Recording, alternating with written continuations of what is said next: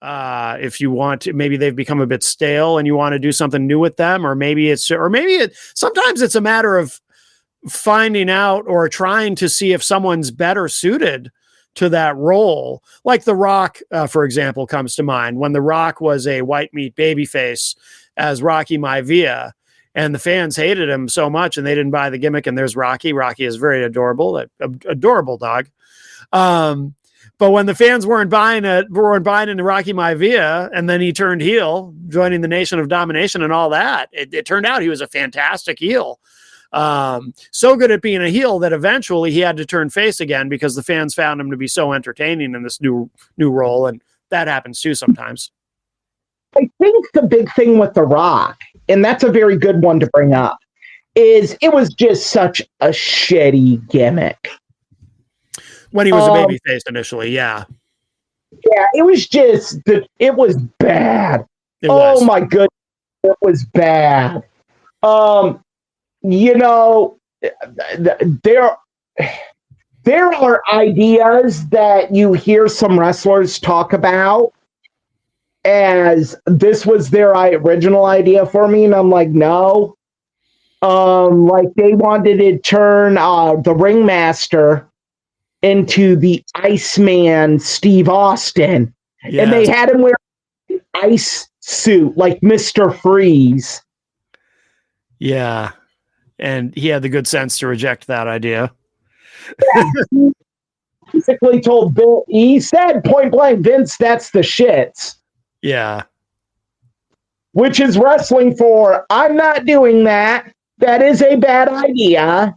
Right. They originally had called Mick Foley Mankind the Mutilator. Oh, I didn't know that.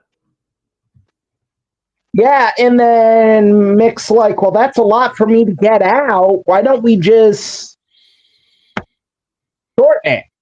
Yeah. Yeah. Mankind. Yeah. And he was right. He was. I mean, most of the time the wrestlers are right because they are in front of the fans nightly, and it's what are they gonna feel comfortable do? What are they gonna be comfortable doing? Mm-hmm. If they're not comfortable, it's not gonna be believable. Mm-hmm. Like I always harken back to the night on Thursday, Raw Thursday, most known for when Shawn Michaels lost his smile. Yes. But something else happened on that was rather historic. Rocky Maivia beat Triple H for the Intercontinental title. Mm-hmm. Then Dr. Hurst Helmsley. Doc Hendricks is interviewing him, and the crowd is audibly booing. Mm-hmm. During the interview. Yeah. Like, that's when you know. Yeah. Well, because at that point, you've got nothing to lose. If you've got a babyface who's being booed to that extent, you've got nothing to lose, right? You might as well try him as a heel because obviously what you're doing isn't working. Or, God, until he got injured. He injured his shoulder, I think, was the overwhelming story. Or what happened. Sorry. The Rock injured his shoulder, came back. Mm-hmm. And here we are. And he came back as a member of the Nation of Domination. Mm-hmm. Yep. And got over huge. What's interesting about that too, about The Rock is, so if you fast forward to years later, you know, he becomes a part-timer because he's making movies. He's spending a lot of time in Hollywood. And then he comes back as a babyface because now he's this big Hollywood actor. And the fans were starting to boo him. And they ended up turning him again. But this time it was interesting because they'd done something they'd never really, that I can recall, really done before, where The Rock So he's turning, but he's actually like acknowledging I'm turning heel this time because you guys clearly want me to be a heel. Remember that promo where he says to the audience, he says, do you realize where we're all going to go? If I forget exactly how he said the rest of it, but because obviously he didn't say if I turn heel, but he's like, you really want that version of The Rock or something like that. And that's what they wanted. And that's what he gave them. And then because he gave them that, what happens? Now he's a heel, but now some of the crowd is cheering him as a heel because this is the version of The Rock they wanted, and now they're getting it. So it's interesting. It's different than when I first started watching it when I was a kid, because at some point it became a lot of people would cheer. Like if the heel is entertaining enough and you're enjoying him as a heel, you're going to end up cheering him, even though he's supposed to be a heel. The dynamics have changed a lot over the years, but they have. And a lot of it is due to dirt sheets. The fans have become smartened up, but the detriment to that is the fans think they know better than the wrestlers. And I think that was a big thing that The Rock did when he did that, is you don't really know, because you think you caused this heel turn. No. I'll turn it, and it's going to be on you. And you know what? I've been in Hollywood. I've been making movies. I don't have to come back and be a professional wrestler. I can just make movies. You all suck. Yeah. And it worked perfectly. I mean, because first time he took a hiatus to do movies, he came back and was over like Rover as a babyface. Mm-hmm. Then the second time he did it, again, over like Rover. Mm-hmm. He had a match with Eddie Guerrero on Raw. Off of that had it's kind of the precipice that built towards the Office realizing Eddie can run with this ball here. Mm-hmm. Yeah. And you sit there and you're watching it, and then the third time it happened, he came back, he had dropped the belt to Brock, and it was the night after WrestleMania, and he had finally beat Stone Cold at WrestleMania. Mm-hmm. And he's like, who's next? Yeah. Goldberg debuts. I mean, and look, The Rock is, I don't know if there's a better professional wrestler at being able to play to the crowd, no matter what they. Yeah. Then he can flip it like that. That's why I feel not having him, and you've agreed with this, for the John Cena heel turn was what killed the John Cena heel turn. Sort of. We'll get to that. We'll get to that. Under the when don't they work? Yeah. Well, we'll get to that because that's complicated. I have some feelings on that, but what's that? Could be its episode on why that didn't work. That I do agree that heel turns happen because you're really trying to generate new buzz into someone. Oh yeah. That's also why conversely they may not work. Mm-hmm. Yeah, if it's forced. A great example, when you say a heel turn that doesn't work, the first thing that comes to mind for me is Goldberg. When they tried that in WCW, that did not work at all. There's one before it. One before it, WCW did, and even the night it happened, it wasn't why the hell are they doing this? I'm mad they're doing this. It was, doesn't make sense. Dusty Rhodes joining the NWA. Yeah, that one was strange too. Yeah. Well, they did it. To be fair, their heart was in the right place as to why they did it. They wanted to have a veteran influence around Scott Hall and Louis Spicolli at all. Yeah. Even on the road. So how else do you explain why Dusty is traveling with these two? Right. For those who don't know, Scott Hall and Louis Spicolli obviously both had pretty severe issues in terms of, I guess, alcohol, right? I don't know. Not so much pills, but maybe. I'm not sure. You would know better than me. Definitely with Scott, it was pills. It was pills? Okay. Yeah, him and Sean would take that's right. Yeah, that's right.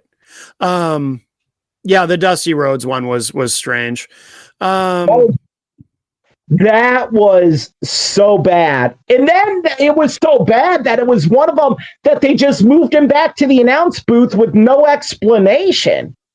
Yeah, they just abandoned it, which isn't very satisfying. Fans were totally cool with it. Yeah. That was a strange one. I'd actually forgotten about that one. That was bad. Goldberg's was bad because they did it after they ended the streak. And if you were to end the streak, write him off TV. Take him off TV for a while. But no, they still wanted him around because he was a draw. The problem is, what do you do with him? The streak has ended. You should want to strap a rocket to Kevin Nash's ass straight to the top. Yeah. But they did. They did the finger poke of doom. Oh, that was dreadful. But the other go ahead. But I think the Goldberg heel turn, because they tried it twice. They did? The second, I think it would have worked because fans were starting to turn on him. But he had to go and punch his hand through that car window. Oh, I remember that. Yeah. He almost severed his hand. Yeah. Yeah. That would have been the time to do it. And you have him join the NWO, and it would have made sense. Yeah. But the problem... And that incarnation of the NWO, had they went that route, would have made a lot of sense. Yeah. The problem with the first one...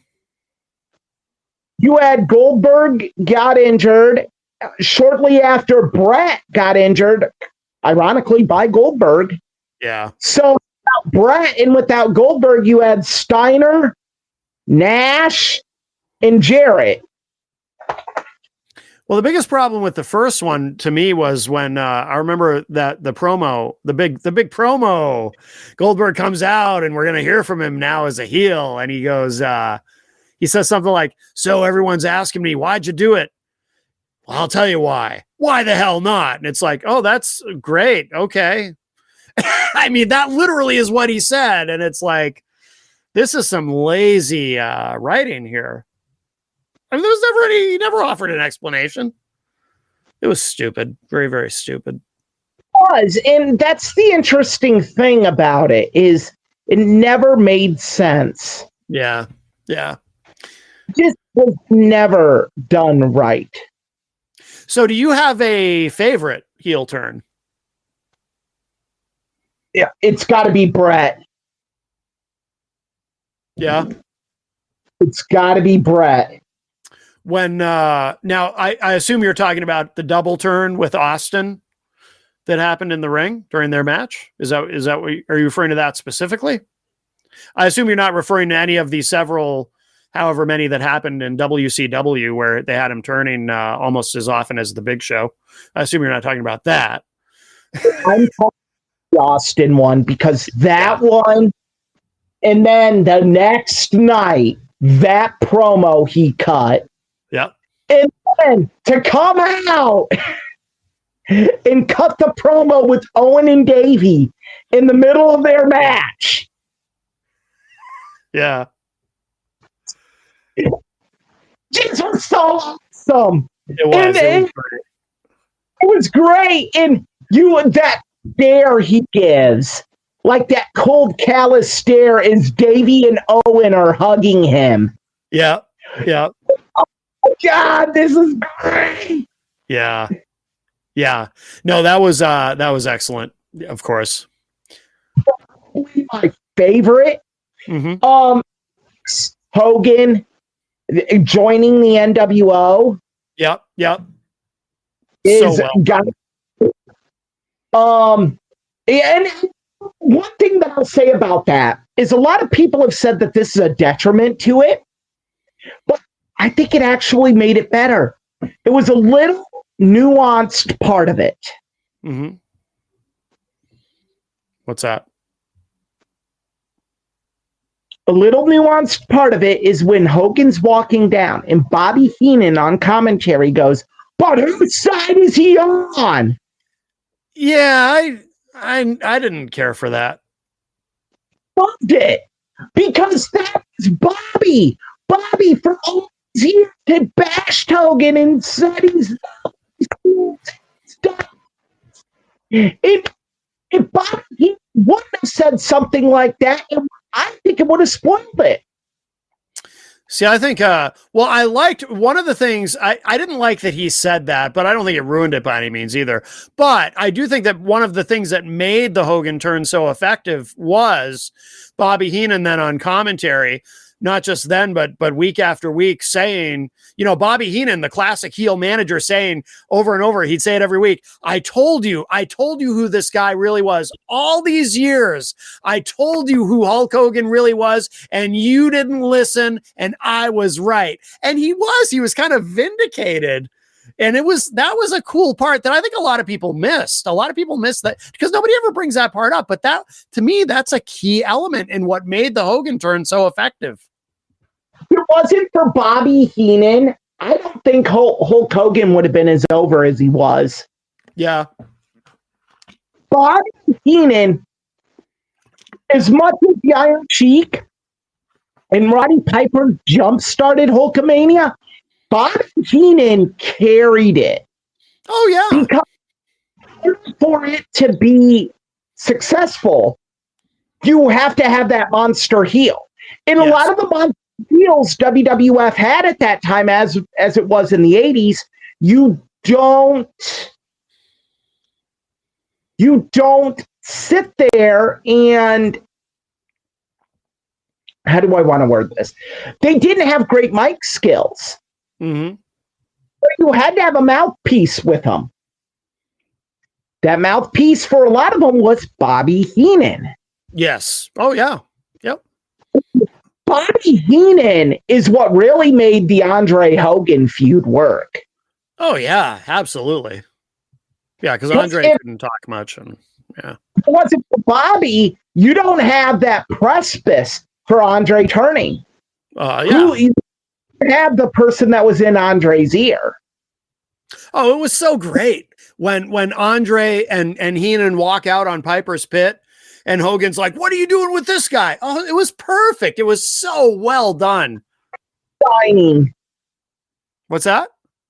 The contract signing. Oh, yeah, that was good too. If you're going to sign it, brother, sign it. I don't need to hear him. Yeah.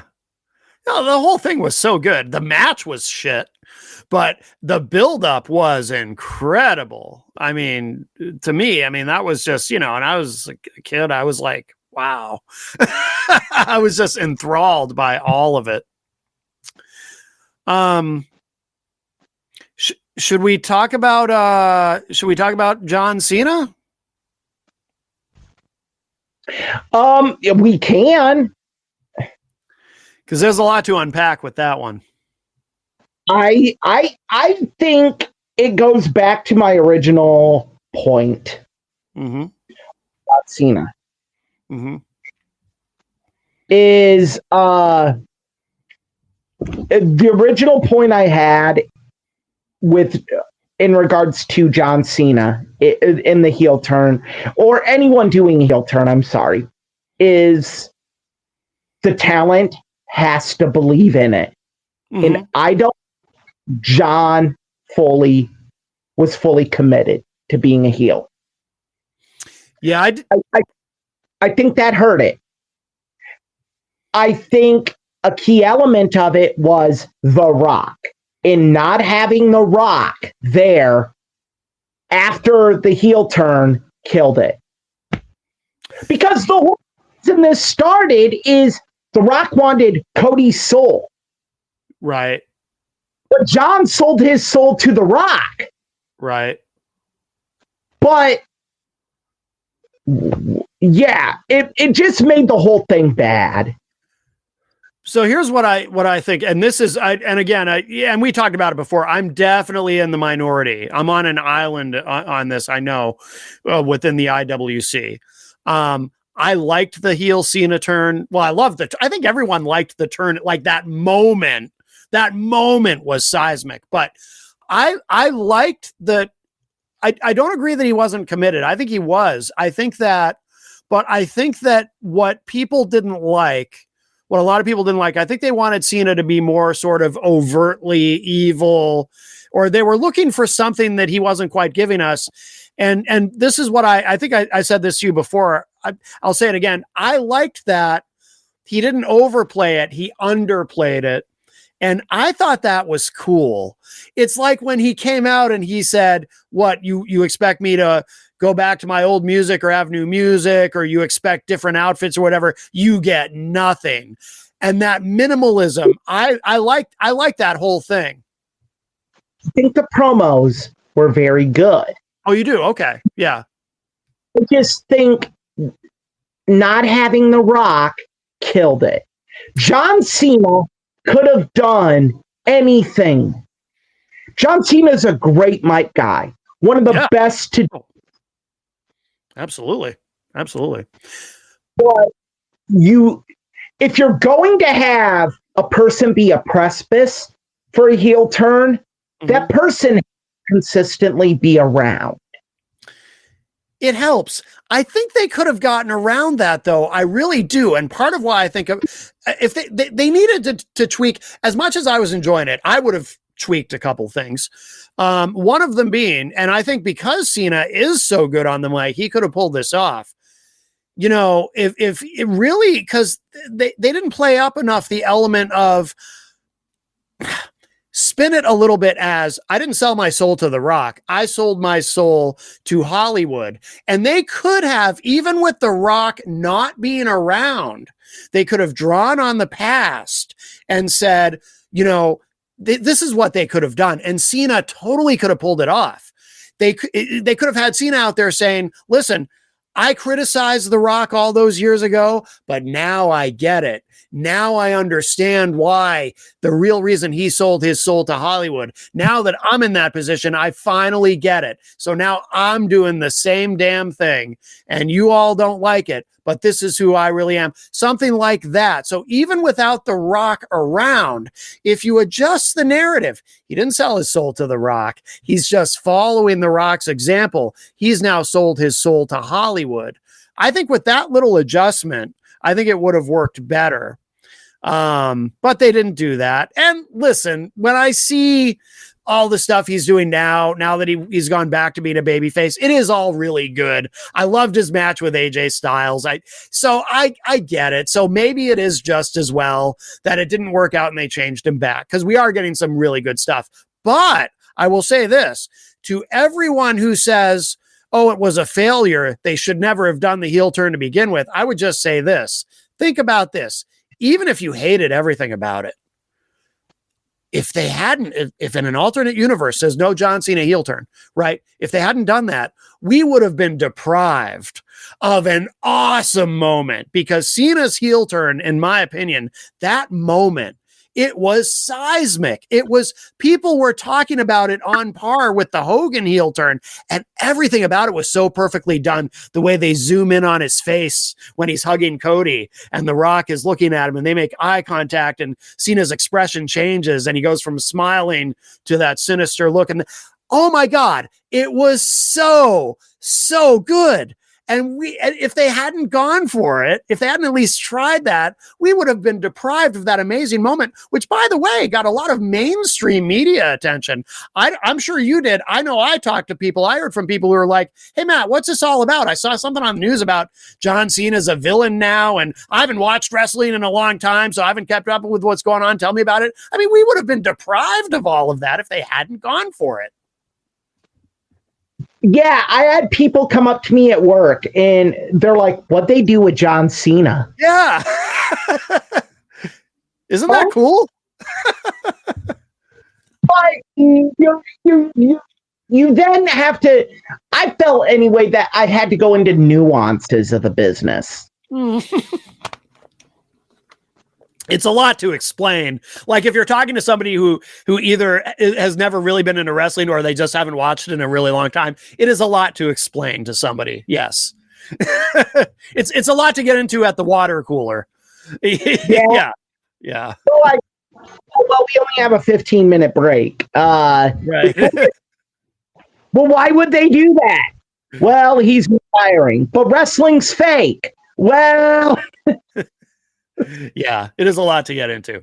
But anyway, the point being, I'm really glad they at least tried it, because no matter how you feel about it, that's one of those awesome moments that we're all going to remember for the rest of our lives, you know? When he told the kid we're in a toxic relationship. Oh my God, yes. I loved that. But I even loved just the subtle things, like I said, because he underplayed it. Just the things like, oh, you know what I loved was that backstage promo where he encounters Jey Uso, and he just totally deadpan, just says to him, you know, if you lose to Logan Paul, that would almost ruin wrestling. And just the way that he delivered the line, it was so deadpan. Like, I know, and people were like, I heard Brian Alvarez saying, oh, what? He's talking like a robot. There's not even any emotion there. It's like, dude, don't you get it? That's the thing. He's underplaying it, and it's awesome. Getting the hustle, loyalty, respect, John Cena. We're getting Cena. He's going through the motions. He's just giving us just enough because that's all he has to do. Yep. Yeah. I loved it. But again, I'm in the minority. To it is to have his first promo explain why happen at an international show. Yeah. I think that kind of killed it too. I think that should have been saved for a really big WWE market like New York City, somewhere in the upper East Coast, or like a wrestling town like Chicago, or you know, even Dallas, Fort Worth area could have done it. Well, I also, and we talked about this before too, I also would have tweaked that a little bit too, because I think they should have waited. I think he should have maintained being a heel going into that match with Cody. And then after losing the title to Cody, then maybe turn babyface by, you know, raising Cody's hand and being cool. And then the next night do a promo where instead of saying, because I didn't like when he turned back and he said, you know, he made an obvious reference to The Rock, which was cool. You know, I believed in somebody who abandoned me, or however he said it. And then he said something about they talked me into making shocking television, because then it was almost like he's coming out and saying, you know, I just did this to make good TV, which is kind of borderline breaking kayfabe. He could have said something like, he could have been a little more vulnerable, and he did show some vulnerability, saying, I was afraid you would all forget about me and this and that. But what he should have said, I think something like, I felt like I had to do this, like I had to be bad, I had to cheat to get, because I was so obsessed with you know, winning this title one more time, getting to 17. I was so obsessed with it, I let that take me over, and I realized I was wrong now, and I'm sorry. Something like that would have been better. I like the whole good TV line, because keep in mind, around the time he said that was when the controversy regarding Untold had occurred. Oh, Unreal? Yes. When that controversy really started kicking up. So I think the line there, but I see your issue with it. It was kind of like, I never thought John Cena would be a sellout. That's almost kind of a detriment. Yeah. Like, I'm cool with you saying you were tempted by winning 17. You didn't think you could do it without help, yada, yada, yada, yada, yada. But then when you went to that line, I get it. It's like, oh, so John Cena's a sellout. Are there ever any real heroes anymore? Oh, I guess not. It's the end of the Night of the Living Dead. Right. Oh, so I have a question. And if you don't want to speak for him, I get it, but I'll ask you, what about Austin? How did he feel about it? He loved it. I'm pretty sure. Yeah, he liked it. I think he got kind of tired of it. Yeah. The midway point, like, okay. Yeah, but look, even to be fair, there's a lot of similarities between Austin and I. A lot of them. When Brett turned, I didn't turn on Brett. Right. Of course. I wanted to wear clothes with the Canadian flag on it in school. Yeah. Through the hallways when I was in 8th grade, telling everyone it sucks. Yeah. And copying Bret Hart's statements from Raw about why America sucks. Wow. If I could stick on the United States of America, I'd stick it right here in Taft Middle School. Yeah. Wow. Yeah, so you were all in. I loved it. I loved it. I was upset that we didn't get Heart Foundation shirts. Yeah. Brett, I loved every minute of it. And I think a lot of it, because to me it made sense. It's like, you're booing this guy. Why are you booing him? Mm-hmm. You're booing him because any heel turn also has to resonate in reality. Yeah, it has to. There has to be a logic to it. It can't just be. Oh, this person is evil all of a sudden, right? You can't. People can't sit here and say, "Oh, well, you can't just do it." People heard the boos for Brett. Mm-hmm. People. Brett become kind of a crybaby. So it made sense, but you could also argue, but Brett is getting screwed constantly. Mm-hmm. Yeah. Like, see why he's mad? How dare you boo this man? The injustices being done to him. Yeah. Yeah. So yeah, if you were a true Bret Hart fan, you definitely were riding that wave. In some ways, Brett was ahead of his time, and that whole storyline was ahead of its time, in the sense that, because we've talked about how, to me personally, like, we're in the golden age of wrestling right now, because we see a level of nuance with characters and their stories and that we have not seen very much before now, in my opinion. But I feel like that was like a precursor to all of that, because Bret Hart had become, he was never one-dimensional, but now he was this really nuanced character where, he's a heel, but you could definitely be sympathetic and see that he has a point. And they did this innovative thing, of course, where he's a heel in the United States, but he's still the hero everywhere else, not only in Canada, but internationally. So that was really innovative too. And he was absolutely fantastic through all of it. I mean, his promos, those were the best promos of his career, I think. Just fantastic. America, they say love it or leave it. Well, I'm loving leaving it. Oh, yeah. All of it was so good. All of it was so good. America, in Canada, we care about family values. Brett, 3 years ago, you were bashing your brother's face into a steel cage. Right. No, everything about it was great. That's my favorite heel turn.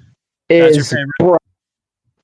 because I just think it was amazing. I think another one I loved, he wasn't really a heel turn. It was more of a tweener. Sting. When they thought he was going to defect to the NWO. Well, yeah, I mean, but he never actually defect, but it was a tweener promo, and I loved it because, and then you didn't see him for like 6 months. Yeah. And it was how they did that was awesome. Yes, that was very, very good. The entire build up, because even going into Starrcade, I'm sure you remember this, there was a little undercurrent. What if he really is a member of the NWO? And this is all by Hogan. Like they do where Sting just lays down for Hogan. How ironic that would end up being the final nail in WCW's coffin. Somebody laid down for Hogan. Right. A couple, 2-3 years later. Yeah. So yeah, that was, I love the tweener Sting. Yeah. That's another great example too, where they were able to really present a character in a nuanced way and in a complex way, and not just one dimensional. That's a great example.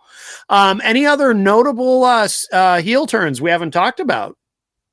I mean, I feel like we've talked about the biggest ones, but I'm trying to think. We talked about Andre.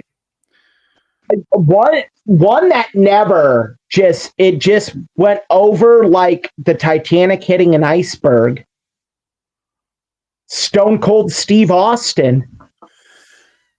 Yeah, that one's complicated too, though. Example of when it doesn't work. Never should have done it. I agree with you, except for one thing. You know how when I talked about Cena, I talked about some of what we would have been deprived of if we didn't get the turn. So with Austin, if we hadn't gotten that turn, we would have been deprived of things like, I'll tell you one of Jenny's favorite promos that she stumbled upon YouTube one day. The promo where they're doing the the invasion storyline, and Vince is backstage and he's talking like, guys, this is an invasion. And Austin goes, invasion. And Vince is like, guys, we got to support each other. And Austin's like, support each other. And it's so funny. Undertaker the whole time is biting his lower lip because he's trying. So that's the thing. It's like, yeah, I agree with you. The turn was terrible, but we would have missed out because Austin turns out. That is some of my favorite theme music is Alliance Stone Cold Steve Austin theme music. Yeah. That was good too. That was good. But he did like the stuff he was doing with Kurt Angle. I mean, he really, Austin got to really kind of show off his comedic chops. What's that? Oh, the hat. Baby. Yeah. There was a lot of, so, people shit on the Austin turn. And I do think in the broad sense, it was a bad idea, but we did get some good stuff out of that. We really did. So yeah, I just think that I think there was probably a better way they could have done it. I don't think they needed Vince for it to happen. I think agree. Could have just had Austin just beat the hell out of The Rock and screw him over in that match. Yeah. Yeah, I think that's one way. But if you don't have Vince, then you don't. I think it went off the rails when Triple H blew his quad out. Mm-hmm. I think had Triple H not gotten injured, you could have salvaged it. And that's one of the biggest what ifs ever in pro wrestling history. Because what if Triple H would have been part of the invasion angle? If Triple H would have been involved, you might argue they could have gotten Hall and Nash. Right. in Shawn Michaels and done something. Or you could have had a third group. You could have had the Click come back and say, hey, we're back. Right. Yeah. Also, it's interesting with the Austin heel turn. There's the inevitable face turn, and I honestly don't even remember how the face turn happened. I cannot. All I can recall. So obviously, it wasn't very memorable. All I can really remember is it almost was like a gradual sort of. They just sort of phased him back into being a baby face after a while. I don't even remember anything particular about it. How it happened is they had that winner take all at Survivor Series. Okay. And they had Kurt Angle turn on the Alliance to cost them the match. Okay. They had Angle over Austin, and The Rock pinned Austin to end it. Okay. So then the next night is when Ric Flair returned, and because Vince was just going to give Kurt Angle the WWF Championship, and Ric Flair's like, no, I'm a co-owner with you because kids sold their stock to me. I remember that. I'm rehiring Stone Cold, and you're going to face Stone Cold for that title. Oh, okay. And that got him back over. And then, about 6 months later, Stone Cold walked out. Oh, yes. Yep. It's funny when I think about Flair and that whole angle. Flair comes in and supposedly he's co-owner, and all I remember about that is I remember Flair coming in. I remember it was a big moment, and I remember Vince pulling his ear like Carol Burnett used to do when he was upset when Ric Flair came out, and I remember Flair saying something to him like, remember when your kids sold their stock to a consortium? Well, the consortium is me, and now I'm your, it was all very convoluted, but that's all I remember. I don't even remember the Stone Cold part of that. Huh. Yeah, it was. And then at Vengeance, they had a 4-man tournament. Rock took on Chris Jericho for the big gold bell. Stone Cold took on Kurt Angle for the WWF title. The winners advanced. Stone Cold took on Chris Jericho for the undisputed WWF championship. Yeah. And WO screwed over Stone Cold. That I remember now. Yeah. Yep. And then that began the downfall, because instead of putting Austin with Hogan, they put him with Hall. Yeah. Yep. Oh, I just thought of a heel turn. I can't believe I didn't think of this one till just now, because it involves my favorite wrestler of all time, Macho Man Randy Savage. Even though it was predictable, the mega powers exploding, but it was still great. I loved it. Oh, I loved that whole thing. Hogan versus Macho Man. I did too. The promos we got out of Macho Man were just amazing. Yes. Oh, yeah. Hulk Hogan, I hate your guts. Those promos are incredible. Yeah. Lust in your eyes. Yeah. Especially that last. It's to my right. No puka maniacs to my left. Yeah. And every one of them, he was just doused in sweat or oil. You're like, dude. And the very last promo that aired on television right before, he's like, it was him at his absolute most intense. Like, Hulk Hogan, I hate your guts. Yeah. Oh, so good. So good. And Hogan, to give him credit, I mean, he played his role well and all that too. But Macho Man was just untouchable. Just so good. I'm the minority. And we've talked about this in our Macho Man episode. Macho Man should have went over. Oh, I would have loved that. Well, he was my favorite, so I wanted him to anyway, but I knew that he wouldn't, but I would have loved if he had. It would have made perfect sense. You have him drop the elbows, but at that time, they were thinking not just of WrestleMania 5, but WrestleMania 6, and we can player Hogan. Yeah. Well, also, I mean, at that time, it was unthinkable for the heel to go over in the main event of WrestleMania. You know what I mean? I mean, that didn't happen until Triple H. Triple H was the first heel to go over in a main event at WrestleMania. And I remember even when that happened, which one was that? Because I get confused on the numbers, but you could argue 9 was the first one where a heel went over. Is that the one I'm thinking of? Wait, who went over and beat Brett? Oh, Stone Cold beat Brett. No, I'm talking about in the main event, though.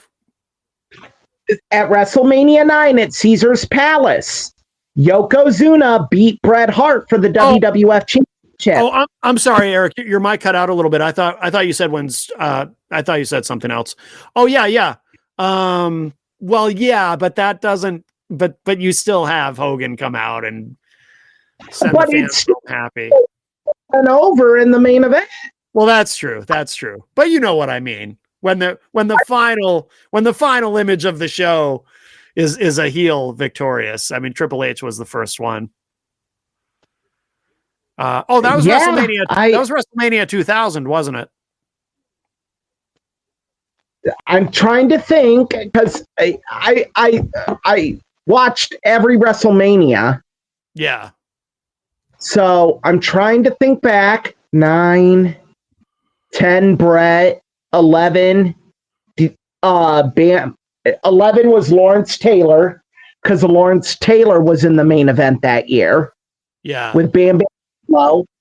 12 was Shawn. 13 was Sid. No, 13. Sid was the heel. No, 13 Taker won. Yeah. Yeah. Taker beat Sid. 14 Austin. 15 Austin. 2000 Triple H. Yeah. Yep. In that fatal 4-way. Because and I remember being very surprised. I remember watching it live with a friend and we were very surprised. It was like, wow, the bad guy won. He said, going into it, I said either Triple H is going to win or Mick Foley. Oh, really? Yeah. Yeah, Foley drop it the next night. But when Foley was the first one eliminated, I'm like, okay, this is where we're going. It makes sense. Triple H was wide hot. Oh yeah, absolutely. I think you could have argued you couldn't have went wrong going with The Rock there. I think the greater crime was it being a fatal 4-way. Yeah, I wasn't a big fan of that. McMahon in every corner, No. I think it should. What? It was overkill. I think you just have it be Triple H in The Rock. And because that, then I think you could argue you have Rock go over. Because was moreover in the next month anyway, you had The Rock win. And then the month after that, you had Triple H win. In one of the best Iron Man matches outside of Brett and Shawn ever. Yeah. Yes. Yeah, the Iron Man match between Triple H and The Rock does not get talked about enough. Is like a wrestling match. So much so that I kind of forgot that it even happened until you mentioned it just now. But you're right. Yeah, nobody ever talks about that one. You're right. Shawn Michaels was the special guest referee. Yeah, you're right. Nobody ever mentions that one. Nobody thinks about it. It's interesting. Yeah. Big things happened in that. That was Shawn's last appearance until 2001. Undertaker returned as the American Badass. Mm-hmm. Mm-hmm. Yeah, and then in June at King of the Ring, The Rock pinned Shane McMahon to become WWF champion. Mm-hmm. It was a complete mess, and I think you avoid all of that if you just would have done Rock, Triple H, WrestleMania 2000. Rock goes over, and then you can do it. Then at SummerSlam, you can have Triple H beat him or Angle beat him. Mm-hmm. Yeah. Oh, by the way, you mentioned The Undertaker. There's another heel turn that I felt was a failure. Was when McMahon wanted Jim Ross to kiss his ass to enter the Kiss My Ass Club, and he didn't want to do it. The Darkness, and I'm like, no. Ministry of Darkness Undertaker was amazing. Yeah, no, I liked that, but I didn't like when as the American Badass he turns on Jim Ross and aligns with Vince, and it was very weak. And I thought at that point in Taker's career, I was like, why do you want to make him a heel now? Because at that point, I felt like he had reached that point where the fans really didn't want to boo him. And I think I was right. I don't think the fans ever really did want to boo Undertaker at that point. And I don't think that particular heel run was effective. And I don't think it lasted that long either. I mean, a little bit, but I remember he started to turn, although his face turn back was somewhat gradual. But I remember he had the match with Jeff Hardy where he ended up showing respect to him at the end. What's that? Shook his hand. Yeah. And that was like, oh, Taker, it looks like he's going to be turning babyface. And then he did. But yeah, that particular heel turn, I didn't think was effective at all. And I was like, what are you doing that with Taker for at this point? You know, that's how I felt about it. But